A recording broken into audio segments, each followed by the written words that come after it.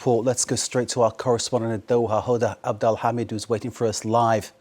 Hoda, a very good evening to you. Great to see you as always. Tell us about the strategy then that Iran seems to have here in these attacks. Well, I think there's a pattern that has emerged over the last 10 days. After the first day of shock and awe, where it was an intense attack on all the Gulf countries apart from Saudi Arabia, it seems that Iran now is concentrating on the northern countries of the GCC area, i.e., the United Arab Emirates, Qatar, Kuwait, and Bahrain. And that could be very much for geographical reasons.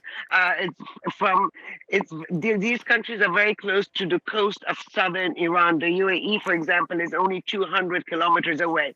So Iran from there could fire shorter range drones and missiles, and it also gives on the receiving side, it gives less time to react, even though so far the interception rate is extremely high, between 90 to 95%, depending on which country we are talking about. What are the aims of these attacks? Well, the U.S. assets, as we know, like, for example, here in Qatar, the Al Udeid base is considered the brain of the whole U.S. operation in the Gulf region.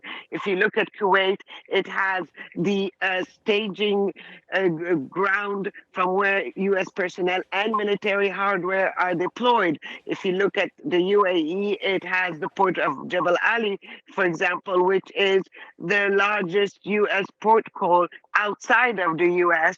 And then there is also the Bahrain, where you have the U.S.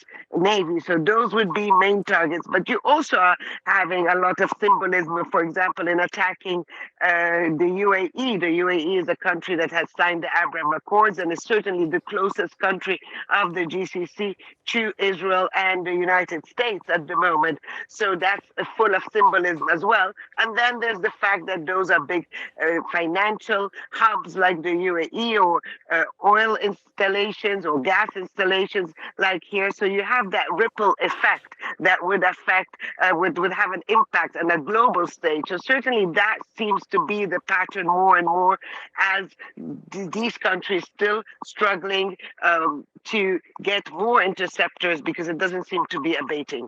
You were mentioning, Hoda, the high success rate of intercepting the missiles and the drones being aimed from Iran at the GCC countries. Is there also, though, in the back of people's minds, a feeling that you are sitting ducks, given the proximity, as you pointed out?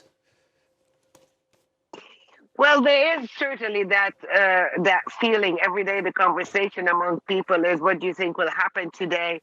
How many ballistic missiles were shot at? And there's also that reality that some could very well escape the air defense system, and it takes one ballistic missile or one drone to cause a lot of damage. We haven't seen that in Qatar, but the number of injured and the number of killed has increased in Kuwait, has increased in the UAE. In Bahrain, for example, 32 people were wounded today. So certainly that is causing a lot of worry. How long will it last? And will they have enough time to replenish their stock of air defense interceptors? That is the big question people have. At the moment, all these governments, with how they have been successful, are reassuring people, but there is that worry, certainly. And there's also a worry that, for example, if Iran hits water plants, well, that would be a big blow to any of these countries, simply because there is no other source of water in the GCC area except for the sea.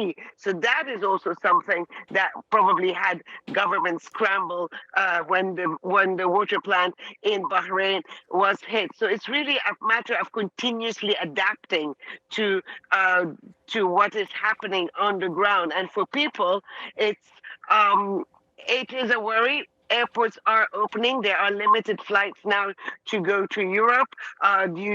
Many people are taking advantage of that. From this country, they can also drive to Saudi Arabia and take a flight from there.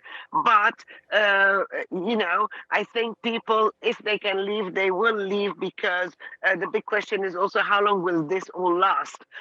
So I would say it is a concern. I mean, when you hear these explosions, even if they're far away, even if they're up in the sky, it does get you. You have a shock wave. It gets you. Sometimes it's gut wrenching because it's so loud, and sometimes it's further away. So certainly, people are in a heightened anxiety mode. Hoda, thank you very much indeed. Please stay safe. Hoda Abdel-Hamid, our correspondent there, joining us from Doha live. Thank you, Hoda.